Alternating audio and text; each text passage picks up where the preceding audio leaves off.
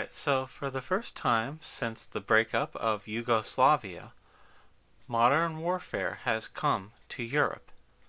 And the team of Biden-Harris is not making very impressive inroads in either diplomacy or military impressiveness.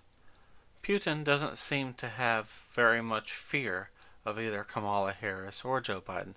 Let's take a look at some of the headlines here. Biden says NATO will meet Friday to counter Russian invasion. Published on Thursday. If this is a pressing matter for world security, why is NATO meeting on Friday? Are they all going to Applebee's or TGI Fridays for some kind of group discount? I guess it's not that urgent after all. This is from a White House official named Philip Wegman. Our sanctions are not designed to cause any disruption to the current flow of energy from Russia to the world. And that is in fact something of importance, since the Biden administration canceled the energy independence of the preceding administration and has been purchasing huge amounts of oil from Russia in 2021 and again in 2022. So if we're buying oil from Russia to fund America and our military, how serious are we about stopping Russia's invasion of the Ukraine? Clearly, Europe has already decided that it doesn't matter what countries of the former Soviet Union Putin invades, as long as they get their energy in the rest of Europe, they don't care. It makes you wonder why American soldiers are being asked to risk their lives against Russia and Vladimir Putin, when the Europeans that they're defending just want energy from Russia. Climate czar John Kerry warns that the world could be distracted from the climate crisis, because I guess warfare causes massive emissions. What if Vladimir Putin just went to one of those carbon deposit websites, and every time a Russian artillery shell blows up a Ukrainian grandma, does that mean in John Kerry's world, all Putin needs to do to make amends is make a small monetary deposit at a carbon neutrality website as compensation, so that everyone is happy, with the exception of the Ukrainian grandma? This caught my attention tonight. It's from the Washington Post. Democracy dies in darkness, as is their masthead. Trump largely isolated in praise for Putin as GOP condemns Russian invasion. This story took 4 reporters at the Washington Post to write. All 4 of these reporters are professional paid liars for the Democratic Party. They are not journalists in any sense. In the old days, a news editor would tell reporters, go out and find out what's happening at this particular news site. Now, this is before the internet. A news site was where news was happening. So the reporter would travel by train or car, go to the news site, observe what's happening, interview people there, and report back to the editor with the news. That's not what reporters do in 2022. Today's reporters' sole job is to control and sculpt public opinion for the benefit of the ruling class and the powerful elites. And I wish that was just exaggeration when I say that, but this Washington Post story is a perfect example of fake news. Now, fake news is used by a lot of people as a term. Fake news in this context is a news story specifically in context of attacking Donald Trump for the political purposes of a news organization that works for the Democratic Party, donates to the Democratic Party, and votes for the Democratic Party. A news story like this has a more devious motive, and I want you to follow along with me as we do some detective work here. Alright, so as near as I can figure, this story originated by someone from the White House calling up the editor of the Washington Post, and they said, look, the news is all bad. Biden's leadership over Ukraine has been a complete disaster. We need you to fabricate some story that puts the blame on Trump or makes Trump look like a bad person who's supporting Putin during this Russian invasion of Ukraine. So the Washington Post editor says, "No problem. I'll get 4 of my best liars at the Washington Post. They will lie their teeth off for Joe Biden and the Democratic Party." Then the White House says, "They better." Click, they hang up. Here's the paragraph in question. Trump, in a radio interview on Thursday, called Putin's actions genius. Every paragraph was framed not just on this sentence, but on a single word. And already, if you are an amateur sleuth, if you are a detective in training, you should be able to identify several clues here that the reporters at the Washington Post fabricated this entire story. First of all, we have radio interview. Note that the Washington Post, the journal of record, doesn't identify who Donald Trump was interviewed by. They don't identify the radio station or the radio show he was interviewed on. That's a deliberate omission. They don't want you to be able to check what actually happened. And we have the thing that was used against Donald Trump for the entire 4 years of his presidency and before and after his presidency, the anonymous source. Now, you might be a cynic and say that the anonymous sources for this story are simply these 4 Washington Post reporters sitting over drinks at happy hour and talking about how much they hate Trump and they will lie about him every chance they get. A second advisor. Why does Trump, a private citizen, have all of these advisors who spend all of their time bashing him to reporters at the Washington Post? Does that make any sense? Only one word from this interview was even published in all of these paragraphs, the word genius. And we can't even assume that the Washington Post, democracy dying in darkness, would even accurately report that single word. That's how terrible their track record is in covering Donald Trump, either as a private citizen or as president. So they make an admission here. Maybe they were getting sleepy. They contacted dozens of Republican senators, one after the other, demanding the Republican senator condemn Donald Trump, demanding the Republican senator, demanding that the Republican repeat word for word the editorial slant of the Washington Post and these 4 reporters. Everyone they talked to declined this generous offer. The Clay Travis and Buck Sexton show interviewed President Donald Trump.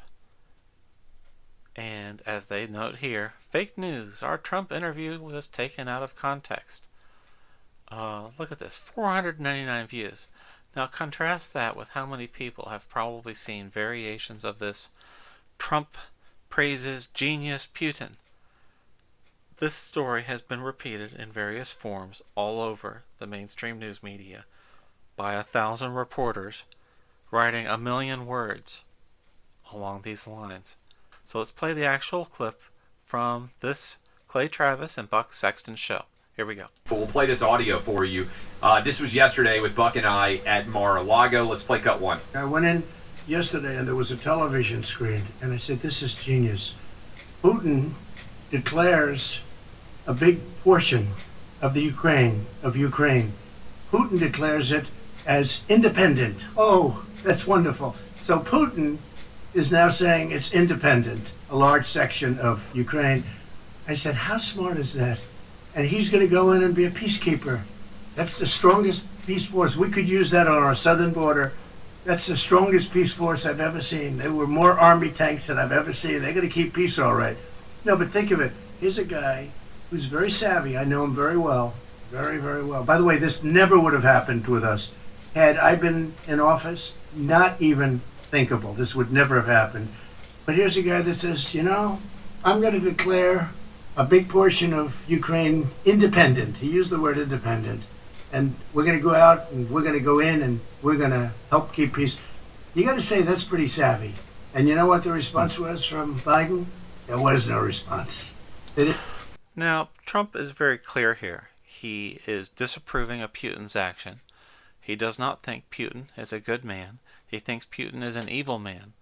But he's stating that Putin did something very clever because Putin knew that the lazy Western news media would not readily condemn him for sending in peacekeeping forces into the Ukraine as a pretext for invasion. Trump was simply stating as a matter of tactics that this was genius. It was genius because Putin relied on the shallow, brainless, arrogant, smug reporting of Western news outlets such as the Washington Post, the New York Times, CNN, and the network news. So Trump was insulting Putin, and he was insulting the Western news outlets for how they would cover that peacekeeping, which is what they did it exactly the way Putin wanted them to. And he also made very clear that Joe Biden would do nothing to stop this behavior, as Trump just said there, and that in fact is exactly what's happened. So everything Trump said there was precisely true. Now, the news outlets are pretending that they do not understand that saying that a particular tactical maneuver by Putin as genius, they're pretending they don't understand that this is separate from Trump saying Putin is a genius or that he admires Putin. Those are two completely separate things. Putin is obviously an evil man. Trump considers him an evil man. And Trump is making very clear that he's saying Putin played the Western media and Joe Biden like a fiddle. Putin made fools of all of these establishments because he is smarter, Putin, than Joe Biden and all of these news outlets such as the staff at the Washington Post. Now, everything that Trump said in that quote was accurate. But the Washington Post said, let's run with this. We'll use this as a means to create fake news. The purpose of the fake news is not to report the facts. It is to control reality, control the situation, manage the situation so that Joe Biden is no longer seen as a weak and ineffective leader, but instead turn the story into one where Donald Trump sides with Putin, precisely as this opening sentence fabricates. And you can imagine these four reporters sitting around their drinks at happy hour, laughing their asses off, saying, ha ha ha, this is the funniest way we can come up with to slant Donald Trump's perfectly correct criticism of Putin, Joe Biden, and the Western news media. Trump zinged them all at the same time, but they choose to misreport the facts to serve the agenda of the Washington Post. Whatever the agenda of the Washington Post is, it's not journalism. And we've left the stage of journalism for most of the mainstream news media a long time ago. If they worked in Russia, I'm certain that the Washington Post staff would be hired by Pravda as they print all the propaganda that's fit for the regime they serve. I'm not patting myself on the back here. What I'm saying is, all I had to do was look for clues in the wording of the Washington Post story. I've had practice because they did this for 4 straight years of Donald Trump as president, where they would lie by omission. Look for the omissions in a story, and you too can be an open thinker and look at the situation and realize when the media is deliberately lying to you. The fact that they needed 4 reporters to massage a single word out of an interview is your first clue. Your next clue is the headline. Your next clue is this sentence.